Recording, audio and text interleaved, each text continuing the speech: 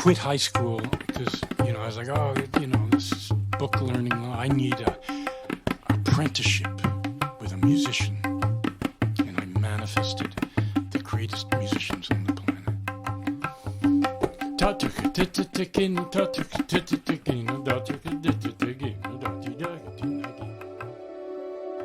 This podcast is offered through the Sacred Community Project, an interspiritual collective working to lower the barriers of access to contemplative and devotional practices. Through the universal teachings of love, service, remembrance, and truth, SCP utilizes modern technology to promote eternal values. Learn more at sacredcommunityproject.org. Welcome everybody back to the Sacred Community Podcast. This is Hari. And it is my pleasure to share with you today an interview that I did with Daniel Paul. Daniel Paul is an incredible tabla player. Some of you may have seen him playing with Jai Uttal, but probably less of you know him as the personal assistant and manager for Ali Akbar Khan, who is regarded as one of the most influential and talented musicians of our time. And so this is a special interview where we're going to dive into Daniel's time with Ali Akbar Khan. Daniel actually spent 9 years studying at the Ali Akbar Khan School of Music, which was a college created by Ali Akbar Khan, where there was a variety of masters who taught there, including Zakir Hussain, who was also one of Daniel's early tabla teachers. We'll also be looking at Indian classical music in general, and kind of diving into, what are the different rhythms used in there? What is a raga? How is this music used, performed, listened to, and appreciated? How do we participate in it? A lot of our Western music, we kind of sit as an audience, but in Indian classical, there's a much deeper way to appreciate it, and it's to understand what's going on and learning how to keep time and rhythm. We'll do some time exploring the tablas themselves, going over the different strokes and kind of isolating things so that you have the chance to hear all the different sounds of the tabla, and then exploring Indian classical rhythms, as well as, stories about these great teachers and Indian classical musicians, and personal stories from Daniel's time with them. So exploring time with Al-Araka, Zakir Hussain's father, Zakir himself, Ravi Shankar, and the great Ali Akbar Khan. So I hope you enjoy this interview as much as I did. And just for a fun side note, Daniel is also my tabla teacher. So once we start getting into some of the more nitty-gritty of the tabla performances, you'll hear him ask me to start counting. If the tabla lesson becomes a little too long for you, you can always just skip past and kind of tailor your own adventure. Well, I think that is enough said there. So on that note, I hope you enjoy this interview with Daniel Paul.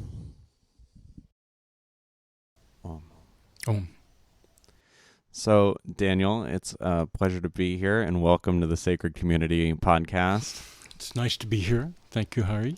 So, Daniel, for those of you who don't know, was a student of Ali Akbar Khan and got into tabla in the 70s, and has studied also with teachers like Zakir Hussain and spent time with Al-Araka. And I was wondering, maybe we just start kind of at the beginning into your transition into finding tabla and, that relationship forming with your teachers and your education. Boy, it feels like after COVID, I'm a little rusty at even trying to think about all this stuff. But let's see how we can cover this. When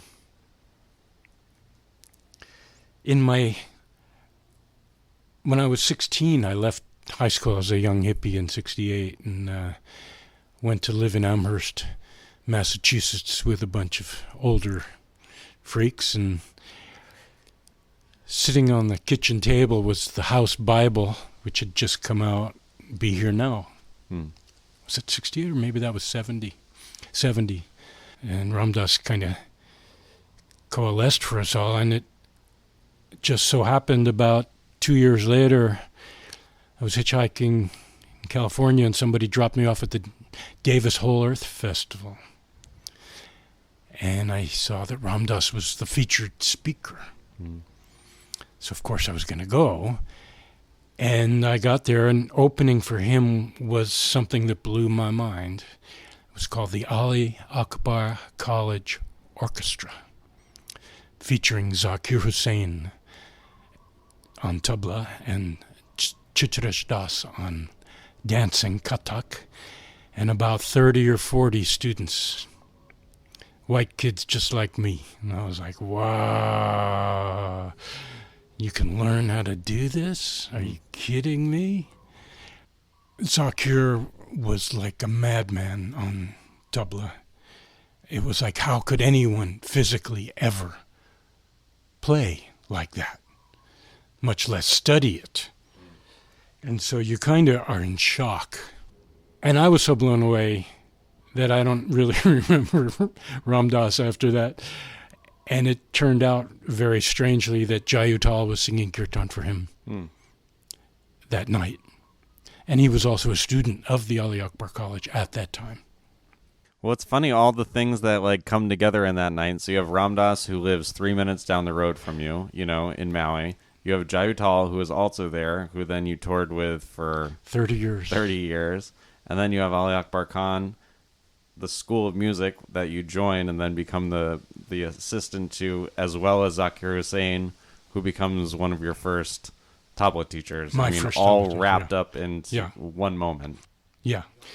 And the Ali Akbar College had a conservatory which featured Ustad Ali Akbar Khan, namesake of the college, Ali Akbar College, which still exists in San Rafael in California. So it was Khan Sahib, we called him, Khan Sahib. And then he always had a famous tabla player teaching at that time, and Zakir Hussain was the tabla maestro at that time. When I got there were about, in the summer, there were 150 people, 30, 40 people in the beginning class, and a little less in the intermediates and less in the advanced classes. And then Zakir had 20, 30 students in his classes, beginning and intermediate. And you would go and the teacher would sit in front of you and play the instrument at you, tabla, Zakir would, and then later my other teachers. And you would play it back, and you'd leave there and go home immediately and practice right away before you forgot any of it. Now, they let us write it down, but in the old days in India, it wasn't written down. You memorized it all, and you learned it. You were expected to memorize an awful lot. It's an incredible discipline to study with masters of that caliber. And what were some of your courses like? They had, in those days, it was a 9-week semester, and you had a beginning tabla lesson with Zakir, and then an advanced student would teach a backup of the same lesson a couple of days later, give you time to practice. And we had the same thing with Ustad Ali Akbar Khan. Everyone was required or expected to study voice. My first 3 years, I studied vocal seriously, which meant sitting with Ali Akbar Khan for 2 hours, and he would compose different compositions in different classical styles, in Drupad, in Khyal, in Tarana, and then some light bhajan occasionally, but mostly the classical styles. And then he would give variations that you would sing.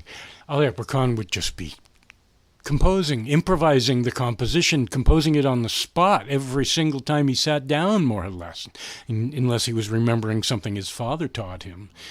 And he'd pick a raga and then pick a rhythm, a tala, and tell the tabla player, okay, we're going to do it in this rhythm, or else he would just start singing it, and you'd have to figure out what rhythm it was, and hopefully you get that right.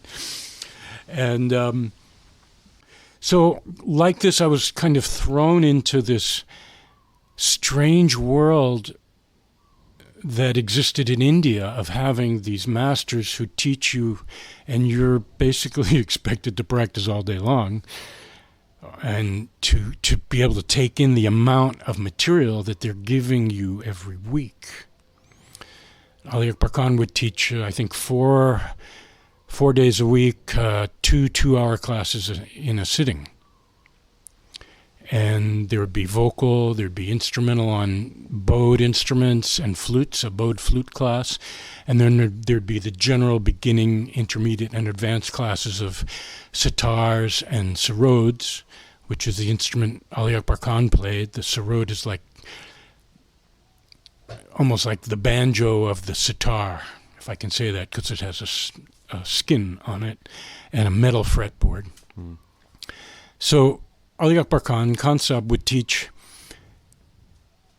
and always have a tabla player, a student, accompanying him and playing the basic rhythm that song or that composition he was composing, would just keep cycling that, called the teka. And pretty much right off the bat, I got to play teka, even before I was qualified, I would say. But in my 9 years of study there, I played a lot of teka for Khan Sahib for his classes, which was incredible, because he would sometimes play the sarod in class, most of the time play the harmonium.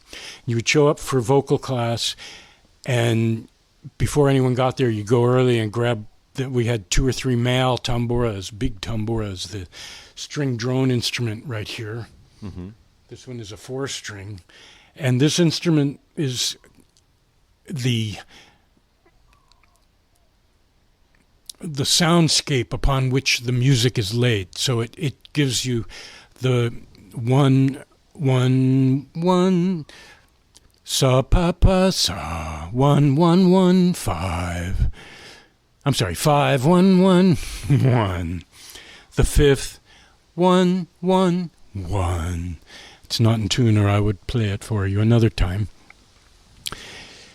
So you play that, and you tune it before he arrives, and you get it going to where you think it's in tune, and then you put it down and you play it, take a short break, tune it some more, and then he would show up and you'd hand it to him, and he'd grab it and go, nah, it's not even close. And then he would go through the same process. And I would pump the harmonium for him, one pitch, just like our trusty little tuners here. And he would tune to that. So you always have the sa, which is the bass note in Indian classical music, the home note. Everything it builds from the sa, and the 5th is the added on there. 5 1 1 1 5 1 1 1. You get that going. He tunes it.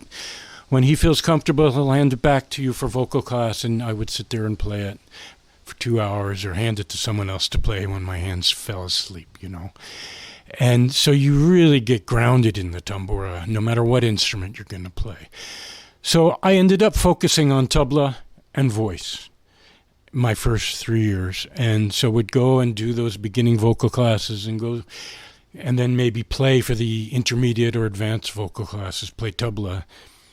And because I was a vocal student and interested in vocal and had grown up a singer in Western music, I gradually learned to play while I was playing tabla for him.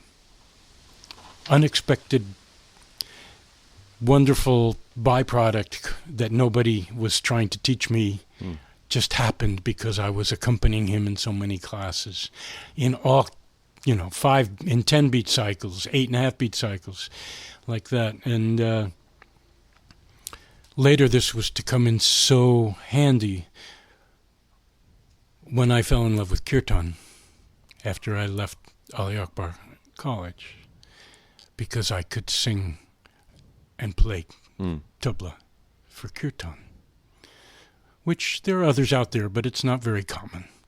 Do you remember, would you be able to vocally give some of those examples of, not only the different styles that you learned, but then maybe showing what it would mean to have some of those variations? Kalyana Sangha Kadata Rangaraliya Kalyana Sangha Karita Rangaraliya, Kalyana Sangha Karita Rangaraliya, Bhavara Gujara Puli Pula Pari, Chahu Oramorako, Lako Yalaki, Kasuhanku Hukaudi, Kalyana Sangha Karita Rangaraliya. Odetana dritita diana redim tom, Odetana dritita diana redim tom, Nom dim tanana dirina diri, Tanana tanana no, Tanana tanana tanana ta, Jina drina drina tarara. Anyway, like that. So the first was a khyal and the second was tarana, which is like scat singing. I'm singing Odetana drete tadia. Those are all just nonsense rhythmic syllables. Sometimes tabla syllables, sometimes dance foot syllables, which are similar, sometimes musical syllables. Beautiful. Yeah. I know you've referred to Ali Akbar Khan as Khansab a couple times, and just was curious if you could share what that means as a title. Well, Ali Akbar Khan's father, Alauddin Khan, was a court musician for the Maharaja of Mysore. And somewhere along the line, he was acknowledged as the greatest of the great living musicians of his era. And he's still the greatest of the great, even from anybody. And he was given the title Khan, which is, he's Muslim, so Khan is like an honorific title given to great, accomplished masters, and that family is allowed to use that in their offspring. And so Ali Akbar Khan, the son of Alauddin Khan, and Sahib is kind of I don't know what Sahib means. It's an affectionate, honorific, so it's a respectful, affectionate, honorific, Khan Sahib, and you slur it together and it's Khansab. Perfect. And since we just mentioned his father, would you mind telling a little bit of the story of how his father rose to that level of musicianship? And it's a long story, and there's so many of them. Alauddin Khan ran away from home when he was 8 years old, and he lived in Bangladesh, and he went to Kolkata, and found a teacher and told the teacher he was an orphan and that he really wanted to study with him, and, he'll do whatever. He was 8 years old, So the teacher looked at him and said, well, I'll teach you, but for 12 years I want you to just sing scales. Wow. No composition. And in India, in Indian classical music, we use, our solfege is called sargam. So he just sang in sargam.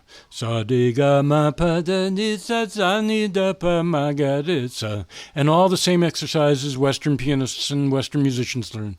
Sa-re-ga, re-ga-ma, ga-ma-pa, sa-re-ga-ma, re-ga-ma-pa, sa-re-ga-ma-pa, re-ga-ma-pa, etc. All those. And then a lot of particularly Indian ones, because they were in particular scales that adhered to raga, which is the system of Indian music we'll talk about at another time. 7 years in, his brother found him and went to the teacher and said, hey, he's not an orphan, and besides, I came to bring him back home to get married. We arranged for the jewel of 7 villages to marry him. And so the teacher was impressed that this little boy had lied to him just so he could study. And he said, look, go get married. When you come back, I'll teach you. I'll start, I won't wait 12 years, 7 years. So he goes get married, and they say he ran away on his wedding night. I don't know. I met his wife. She was like 102, I think, when I met her. When I went to Kolkata with Ali Akbar Khan, and she would just sit there with the harmonium, and she was blind, and she would sing all day long, folk and kirtan. Well, she was Muslim, so Qawwali, I don't know what she was singing. And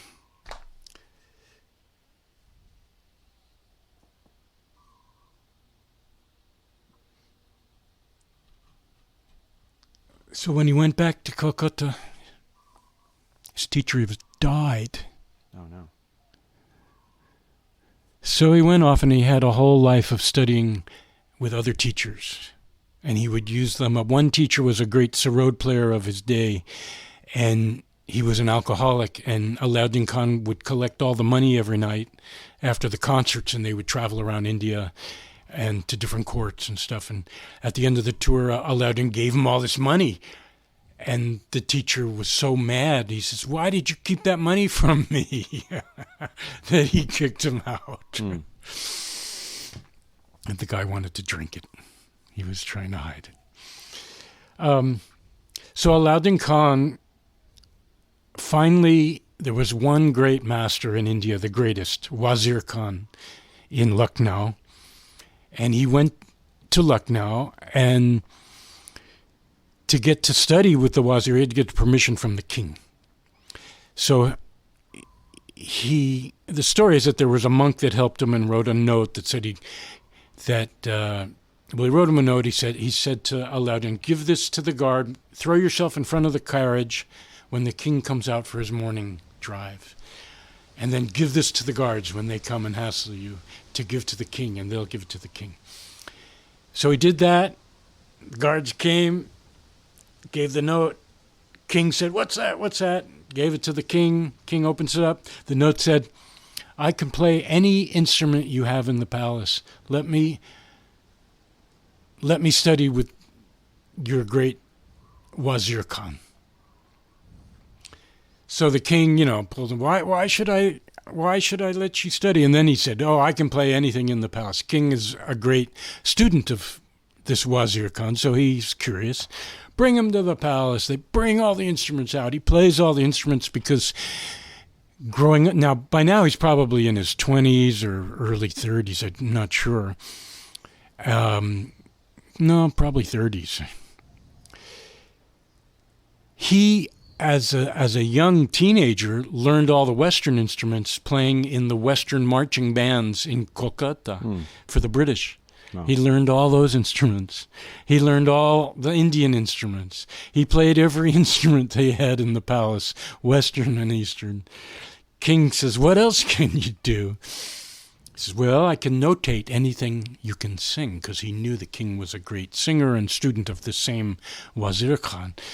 So the king starts singing, and Alauddin Khan starts singing back the solfege, the sargam, Sada-pada-ma-pa-ga-ma, when the king sang Jaya-ra-de, Jaya-krish, whatever, okay? And he was singing it all back to him. And he noticed the king was getting a little frustrated and angry. So he made mistakes on purpose. And immediately the king lit up and said, "Yes, okay, you can study with my..." So this is how he came to study with the last remaining greatest musician of India, who was a direct descendant of Tansen from the court of Akbar in the 1500s. And so, like this, Alauddin Khan had learned everything there was in Indian classical music, from the 1890s on, right? And here he is now. He's 60 years old, and he gets hired by the Maharaja of Maihar to be a court musician. And he has a son, and he's 60 years old. Alauddin Khan has a son named Ali Akbar Khan, and he has the dying desire to give Ali Akbar everything he's learned. So at the age of 3, he started teaching him every instrument, Indian instrument. And then I forget at what point they decided on sarod.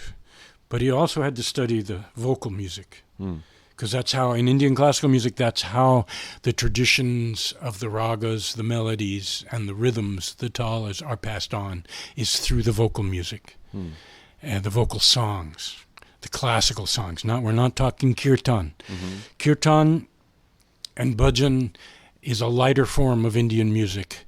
Some might also call kirtan folk music. Bhajan is also a folkier form of, could be light classical, could be composed in a more of a light classical style. But the full-on classical stuff is what Alauddin Khan mastered in. And he learned all the ragas, and he passed that ability on to his son from the age of 3. And, just when you say all the ragas, what would be your guess on, how many different ragas there are? I'm not even qualified to say. I've written a lot of people's opinions. Ali Akbar Khan certainly taught me personally over my 9 years of exposure. I was probably exposed to hundreds. But there are they come in families, and the patriarch and the matriarch of the family, actually, for every male, there's 6 females. And so the families are in the same scale, and it's just rearranging how you would approach the notes, but not intellectually rearranging them. They're rearranged because of the emotions that they're trying to portray and the moods that particular raga. Every raga has at least 3 moods.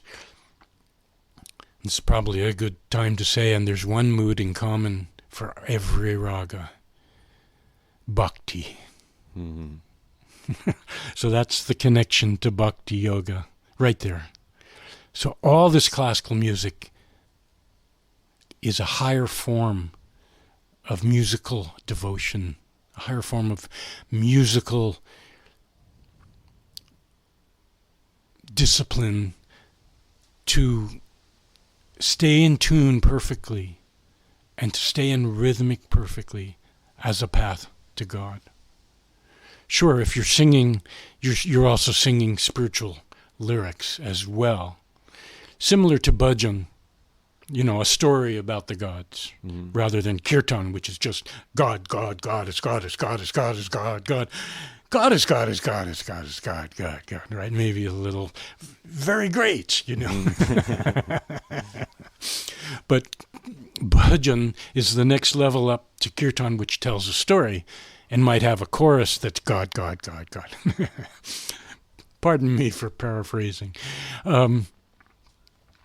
So in the classical music, you learn hundreds of fixed compositions. You learn how to improvise and make them flowery and beautiful. And then if you're an instrumentalist, you also learn to play that composition in an instrumental way. And you're imbibing the emotions, the 3 emotions that you're showed how they are reached by playing this delicate musical figure. Sada-pada-ma-pa-ga-ma. It's like the heart of Bhairavi. Sada-pada-ma-pa-ga-ma. There's a heart for every rag. There's the king note. And the prime minister. Sa-di-ga-ma. It might be reversed. Ma and sa is the prime minister. And then you have different family variations of that minor scale, Bhairavi. And so each one has, different ways to approach notes.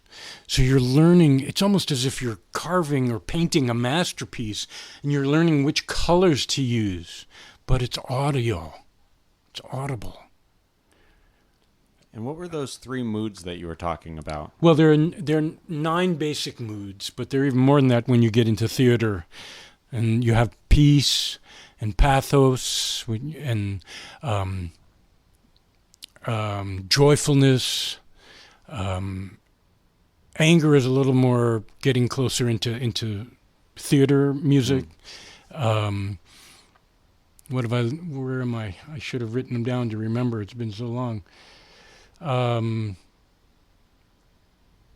Happiness, sadness, longing. I'm getting close to 9. Bhakti, devotion, heroic. A lot of the old Drupad, pure Hindustani classical music is very heroic. There's, like rhythms that go with that, like Jap tal tin bi din na chaka din din din na tin na din kredin din na.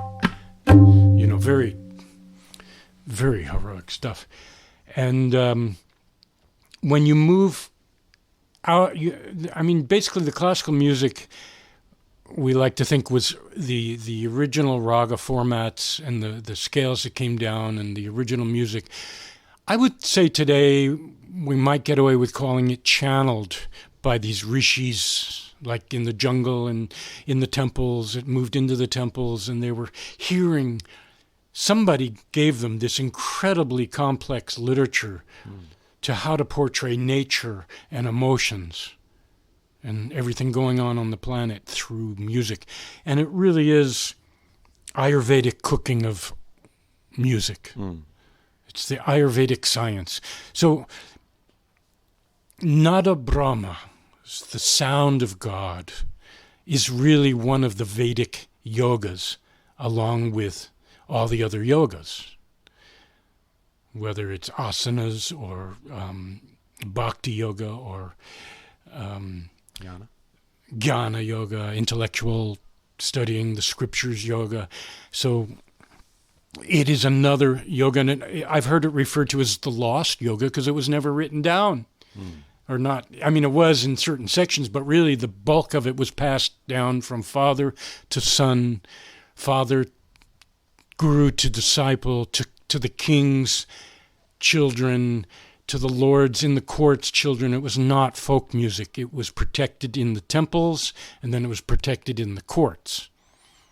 And then about 1,000 years ago, you had the Arabs invade, and then the Muslims took over in North India and set up the Mughal dynasties. And they brought in, even though they were Muslim, they brought in the best Hindu temple musicians they could find, or possibly from the older courts, the Hindu courts that they had subdued in North India. So they would lure away the greatest musicians to their Mughal courts, and they would also bring musicians from Persia, the Sufi musicians. And for hundreds of years, starting about 1,000 years ago, there was this intersection where the musicians were taken care of by the emperor or the kings. So they didn't have to go get a job like most of us have to do today while we're studying. Their whole day was devoted to practicing and playing and studying music, and there were obviously intercultural exchanges and marriages and students who would be born Hindu and study what was going on in the classical music at that time. Was the Muslim Sufis were learning the classical Hindu Carnatic music, and it changed and got the title Hindustani.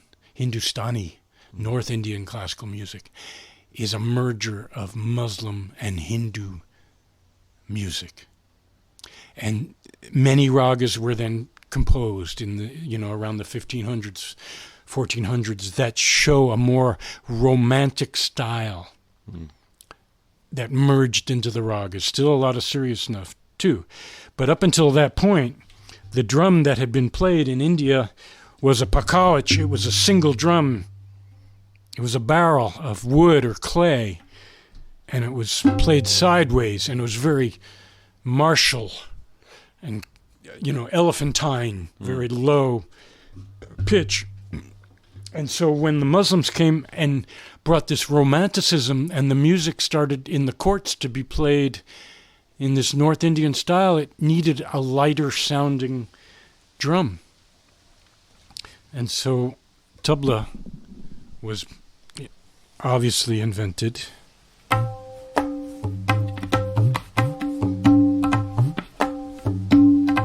So it's a much lighter sounding drum. There are so many stories about tabla. We'll save the story for another day. Can we have one story? Well, they would have competitions, and drummers would go to another palace in another kingdom. And this is before tabla, so they were playing the pakawach. And the pakawach had that heavy sound. And the drummers would play solos, and they say that the drummer who just totally blew everybody away reached over and grabbed the other guy's big barrel drum and broke it in half. And they handed it to the other guy, and the other guy went home to his kingdom and took his 2 drums in his practice room and probably put them up like that and had an epiphany. Probably modified them a little and went back the next year and blew them all away. Right. Nobody really knows how tabla was invented. Every school of tabla has their own story.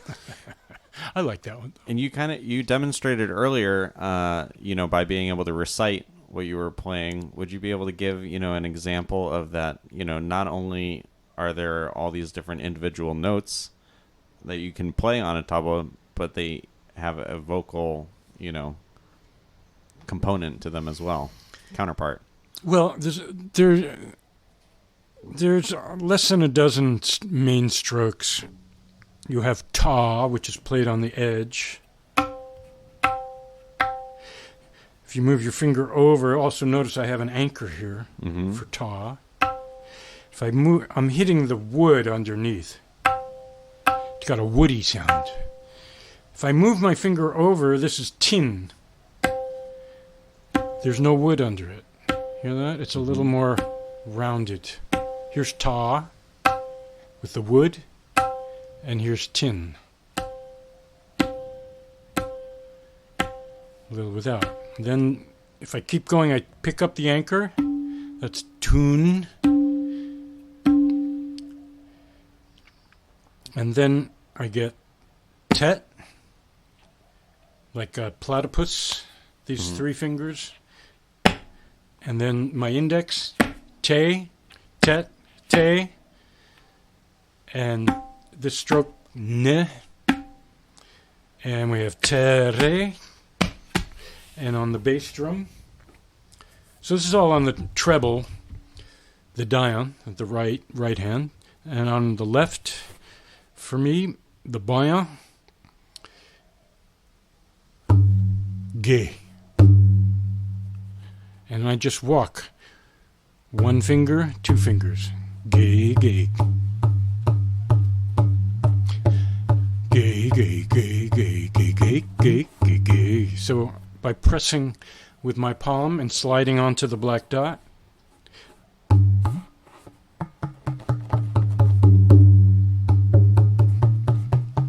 change the pitch.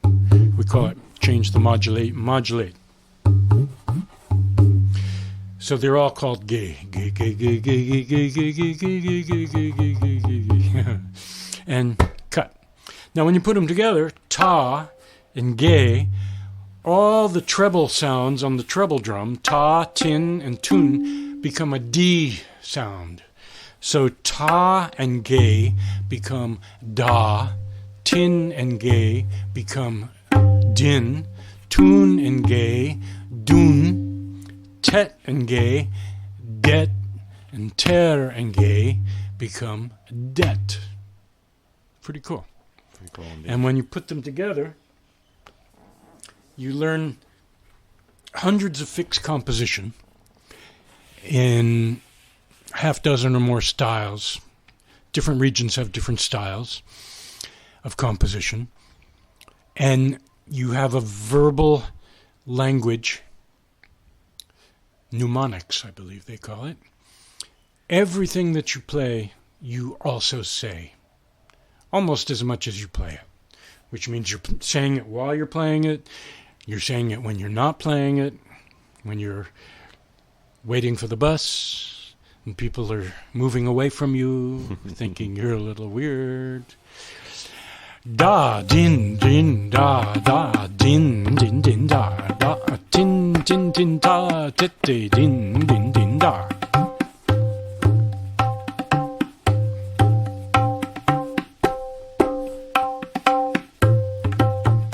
Da, din, din, da, da, din, din, da, da, tin, tin, ta, tit, din. So there's also a clapping and a waving. 2, 3, 4, 5, 6, 7, 8, 9, 10, 11, 12, 13, 14, 15, 16, da.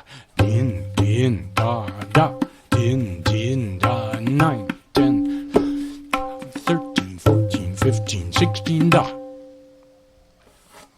So all these different patterns that are basic to the sitar player or the vocalist or the sarod player or the instrumentalist are called tekas.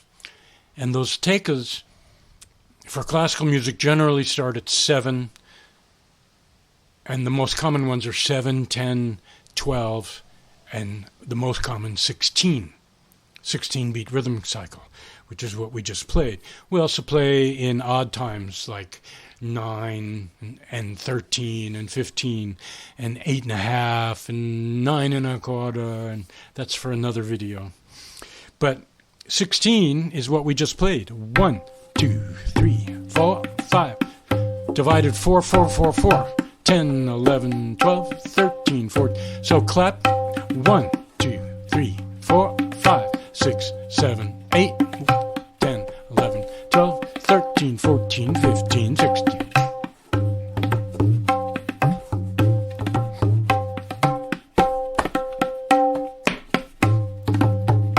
Da, din. So inside this cycle,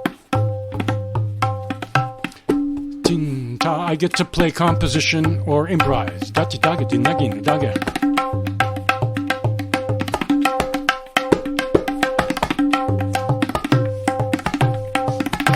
Din, din, da, da. Din, ga, din, din, da. So I played a little kind of composition or improv, and then I came back to the teka. And the teka is that fixed rhythm that the sitar player or any instrumentalist and I both recognize as our bottom line rhythm. So when I play this, they're soloing, improvising, or playing composition. When they're done playing their turn, they play one phrase 3 times, which is called a T-high. And we're going to do a 5-beat. 1, 2, 3, 4, 5. 1, 2, 3, 4, 5. 1, 2, 3, 4, 1. And that's to 1. Or back to 1. 9, 10, 11, 12, 13. So when they play that or sing that, I know it's my turn to play my composition or my solo. And I end also with a T-high. One phrase 3 times. D, din, da, da, din, da, da, da, din, da, din, da, din, da, din, D, din, da, da, da, din, da, din, da, da, din, da, din, da, da, din, da, din, da, din, da, din, da, da, din, da, din, da, da, din, da, din, da, din, da, din, da, din, din, da. Now I did play a T-high at the end, and now the sitar player is going nuts. And I'm waiting patiently, and I'm going to use my time to accompany them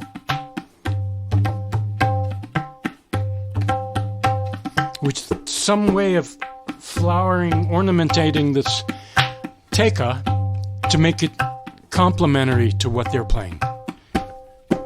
So a good tabla player knows how to just do it right, which usually means play soft. But you have to accent the bars. So every 4 beats from 1, 1, 5, 9, 13. So you accent those.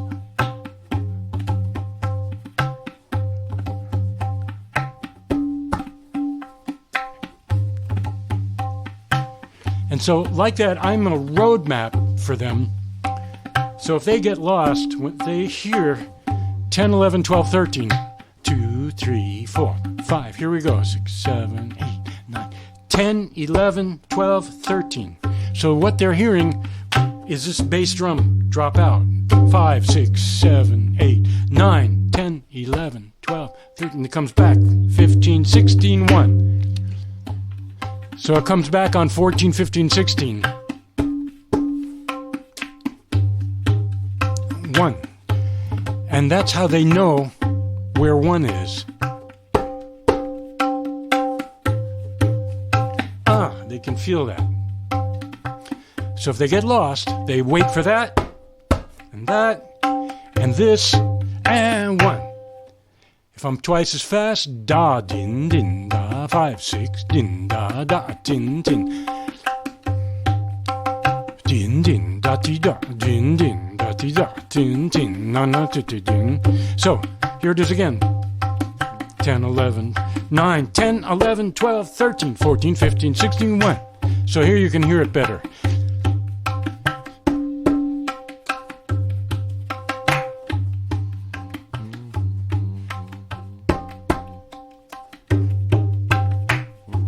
There you go. Hear it come in. 3 bayas, 3 bass beats. 1, 2, 3, 1. That's how you hear it.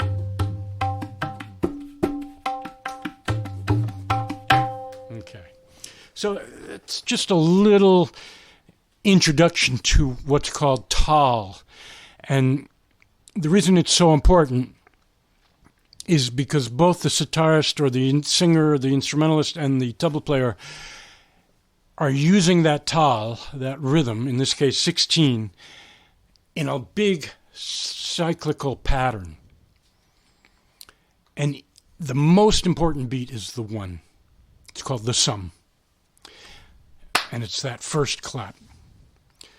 Then 1, 2, 3, 4, 5, 6, 7, 8, 9.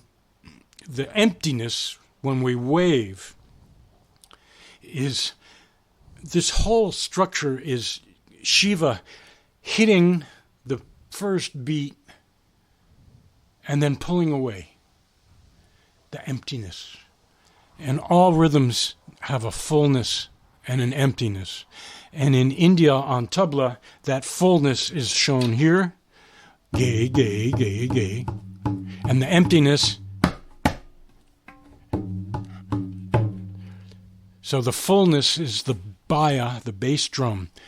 Da, din, din, da. That's all full, din, da. Empty. And full. Full.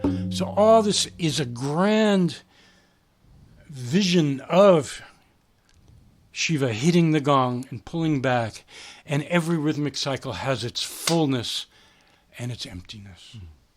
It's so wonderful because you have such great rhythmic cycles.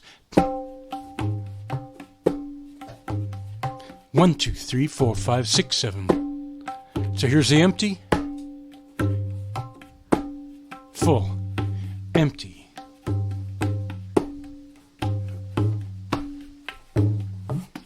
So this bowl, a bowl is the words, the mnemonics, tintina dina dina, tintina dina dina, tinta din dage.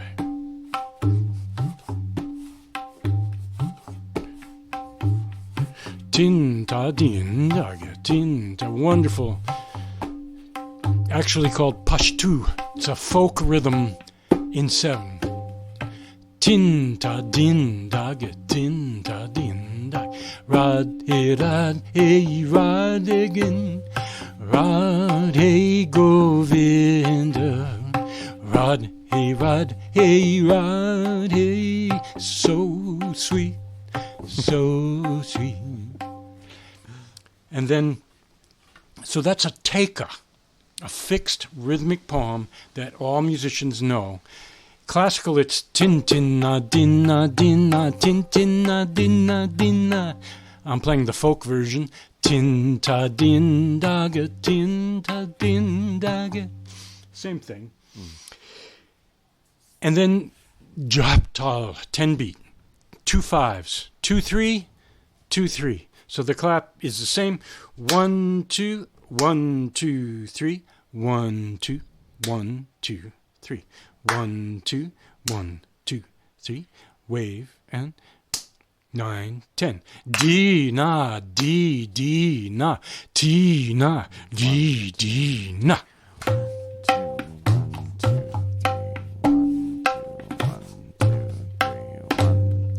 D D na T na.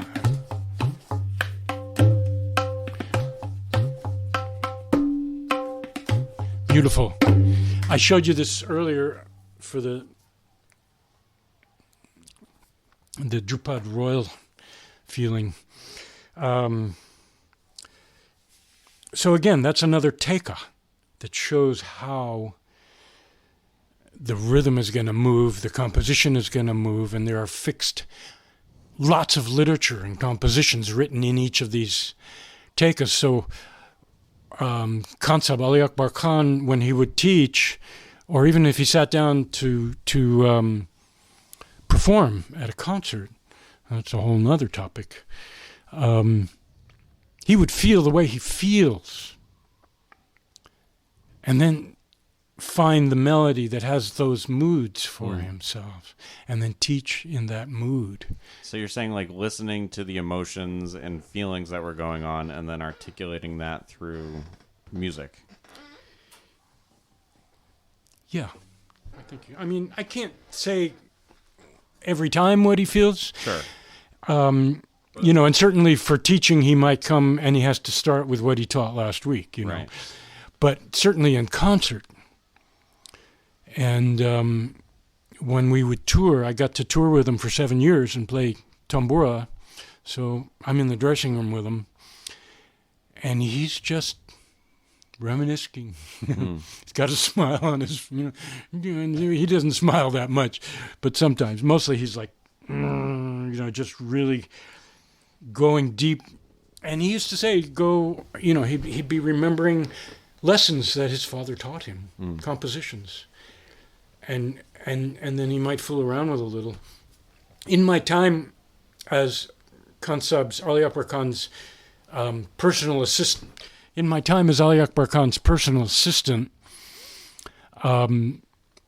which was about 7 years, I had the great honor to be there for many Jugalbandi duet concerts with Ravi Shankar. And there's a long history there that most people are not aware of, but Ravi Shankar, when he was a little boy, grew up in Europe in his older brother Uday Shankar's dance troupe in the 30s and 40s. Uday had a very progressive dance troupe, like Isadora Duncan, that's, back in the 30s and 40s. And he had put together dance styles from India, all different, and had really created a very, in India you don't do that. You keep the traditions. But he was mostly in Europe and also America. So Raviji would be little Balakrishna playing flute, little boy, and then he'd run down into the orchestra pit and pick up a little sitar or whatever was available, and he would play. And one year, Uday Shankar brought Ali Akbar's father, Alauddin Khan, the great maestro, to Europe because he wanted to let him play solo and show Europeans how great classical music was, how beautiful it was. Because the dance music is a different, lighter, folkier thing. So, like this, Alauddin Khan met Ravi Shankar when he was young, and in his teens, Ravi Shankar finally was persuaded by Alauddin Khan to come to this little dusty village in India where there was a Maharaja of Maihar and live with Alauddin Khan and Ali Akbar Khan and become his disciple. And Ali Akbar Khan had a sister. And unfortunate to say that in the old days in India, they wouldn't teach the women, the girls. And when Ali Akbar Khan was little and Alauddin would teach him, he would then leave and go to the market. And Ali Akbar would have to try and remember this usually very complicated lesson while he was gone and then play it for him as soon as he came back.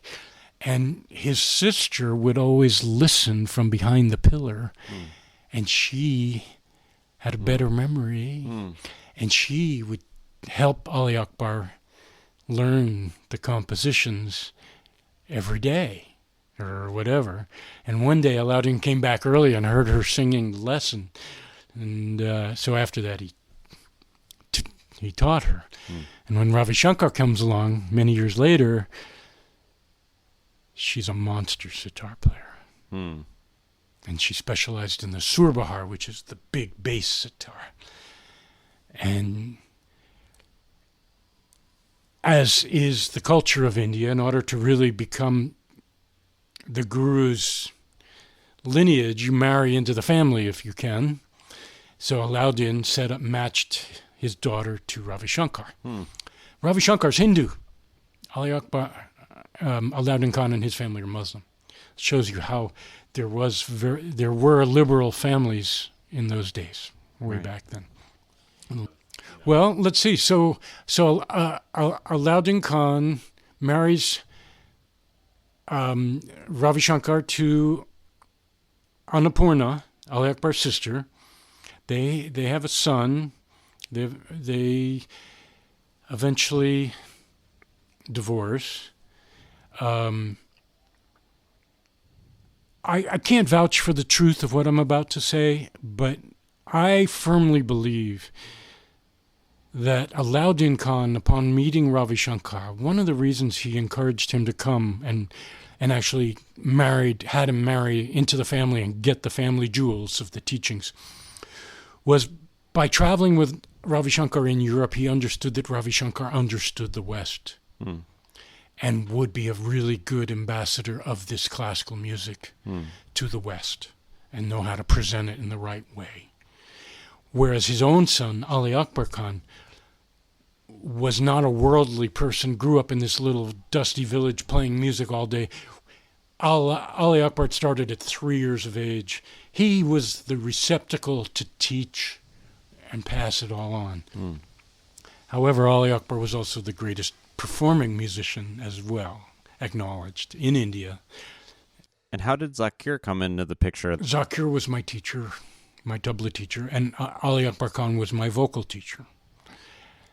And he is the son of Alaraka, the great, great maestro Alaraka, Ustad Alaraka, who was Ravi Shankar's main tabla player for many decades, up until he needed to stop.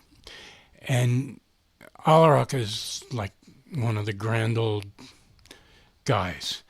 And so Zakir was brought over on tours with Ravi Shankar and Alaraka in the 60s. Let's back up a little while we're there. So Ali Akbar came over in 55 at the behest of the Rockefellers to play at the Museum of Modern Art in New York City. It was a big deal. The Rockefellers were funding it, and it was like bring classical music over. And so Ali Akbar came. I think Ravi Shankar was booked and he couldn't do it, and he gave the gig to to Ali Akbar Khan. Ravi came right after. The two of them started touring in the West. John Coltrane, all the jazz artists. There are books written about East-West fusion and the way that jazz artists, and even Yehudi Menuhin and great Western classical artists came into contact with Ali Akbar Khan and Ravi Shankar and several others. But those, these two were the greats. And Yehudi Menuhin, the great violinist of his day, who was considered the best, called Ali Akbar Khan the greatest musician alive on the planet, because he is perfect in rhythm and perfect in melody. And he had the vast literature of Indian classical raga melodies to choose from. So he's improvising in forms, recomposing these forms. So the jazz players were like, wow. They could tell he was improvising. And then they would understand that, he's just in that one scale. He's not bringing other notes. But in improvising, there are all the rules of the raga, playing which note next, going up above before you hit the note below it, And when you descend, you can't go straight down the scale. You got to go crooked. Each raga has different ways to bring out the moods. And so you've learned all this. So he's improvising, still bringing all that incredible mastery of the emotional content of the music and not violating the rules of the rag. Pretty amazing. So I diverge. So Zakir shows up in this fertile territory where Alaraka is teaching some of the great Western jazz drummers, or Buddy Rich. Oh, get out. You know, I mean, Buddy Rich is coming over and like, what's going on? You know, and God, there are all kinds. And so right from the get-go, Zakir, actually, Alaraka told me that when Zakir was in his mother's belly, that he would lean over and whisper and play on the belly and whisper the bowl into the belly. So Zakir started studying before he was born in a very real way. And so he grew up as he mastered the tradition. And they say in classical music, you master the tradition before you start fooling around. You know, so Westerners, they just show me how to do it. I mean, I was the same way. I'm going to go study Indian music at the college for a year, and then I'll come back with my high school buddies that I had a rock band with, right, and I'll bring all that to, and then unfortunately or fortunately, I got hooked and understood how complicated it was, and that it was a lifetime pursuit, and that these guys were teaching, and I really wanted, as a teenager, a young hippie growing up, I quit high school because, I was like, this is book learning. I need a apprenticeship with a musician. And I manifested the greatest musicians on the planet. And that night, Ram Dass was there. I could have gone that way, right? If those guys weren't there, who knows? So backing up to Zakir grew up in this fertile territory where he was a computer, could do anything. And all these jazz guys wanted to play. And right off the bat in 75, John McLaughlin showed up. I was Zakir's student, actually, and beginner, and lived across the street. And the next day, Zakir said, "Oh, you'll never guess who came over last night." He said, "John McLaughlin. He wants me to play in his band, Shakti," which hadn't really started yet. They had one album with the Mridanga player, I forget his name. So Zakir was ready to play South Indian style, because John McLaughlin studied South Indian with L. Shankar, the great South Indian violinist. So, and they had a Ghatam player, who Vikru, who played the clay pot. So it was really more South Indian style, with a little bit of open-endedness for John, but John had studied with L. Shankar South Indian. So Zakir, no problem. Zakir was playing. There was a while in there when Zakir was invited by Van Morrison to play on an album, and he wasn't able to come to be in town. And I'm a Van Morrison nut, and I get the call from my friend Toni Morrison, who was his violinist at the time, and also studying with Ali Akbar. She said, "Daniel," she knew, "he wants a tabla player while Zakir's not here until Zakir comes back." And for 2 weeks, while Van worked on Into the Music, came out in 1980, I got to play every day with Van. Wow. Rehearsing his songs with the band. I brought the tambura down. Sometimes he would fake Indian singing. Right. But that album, Into the Music, I love it. Anyway, Zakir came in, played this unbelievable part for Van for the recording. He could do it all. He played with anybody and everybody. And then Kathak dance, where they're doing it with their feet, with 108 bells on each foot. It's like sped up flamenco dance. Speed up flamenco dance. Well, flamenco is related to Kathak. And the tabla player plays what they're dancing.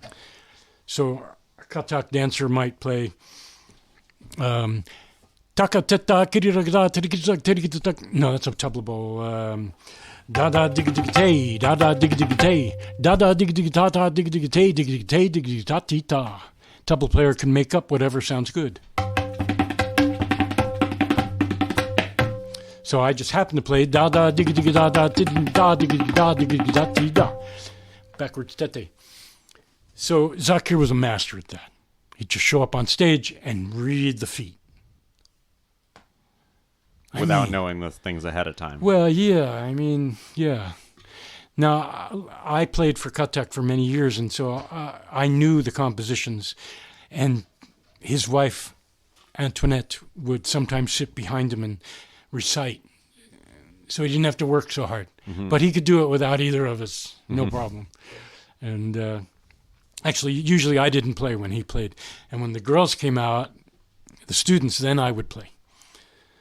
However, if they were all out there, then we would both play. And we had a little ensemble, James Pomerantz on sitar and maybe Chris Reese on sarod. Oh, those were the days. So the Ali Akbar College with Zakir, when I got there, still had what was called the Numaihar Band, which was really the Ali Akbar College Orchestra, the one that I had seen with Ram Dass in 72 or 3 on stage. When I got there, it was still like 28 people, and I had grown up a vocalist. And George Ruckert, the music director, needed singers in the choir. There were 4 men, 4 women. And he immediately threw me in the choir. And I was doing these big orchestras for dance dramas that Zakir would come and play. And so all of a sudden, right off the bat, I was in that group that I had seen on stage. Wow. But I was faking it because I didn't know Indian music. So I would just record it on my little cassette machine and learn it by heart. Mm-hmm. And I had no idea what I was singing. I had the words written out. And just follow my friend Chris Reese or Gary Malkin. And just, later I became the tabla player after I got good enough after about 3 or 4 years. Right. And the position opened up. And we shrunk down to an 8-piece group rather than the big orchestra. And that Ali Akbar Khan compositions for orchestra, like nothing you've ever heard, like big like Western symphonies, but with Indian instruments. It's the vast literature of classical music is just rooted in this thousands of years and people piling compositions. People don't write ragas very often, and only the greats. And even Ali Akbar Khan might work for years on a certain kind of a scale that sounds like maybe this rag and a little of that rag. And he's working it out, and he feels it. He knows this is a different rag, but he hasn't quite finished composing it yet. So it's not something you would just sit down and intellectually write. It needs to come out of this well. We talked about earlier how Zakir and Ali Akbar Khan really came from a rooted, grounded classical tradition, not breaking any rules, and then gradually getting to the point where they had to break rules because they were hearing things that they weren't taught eventually. So this is how... take a break. Break.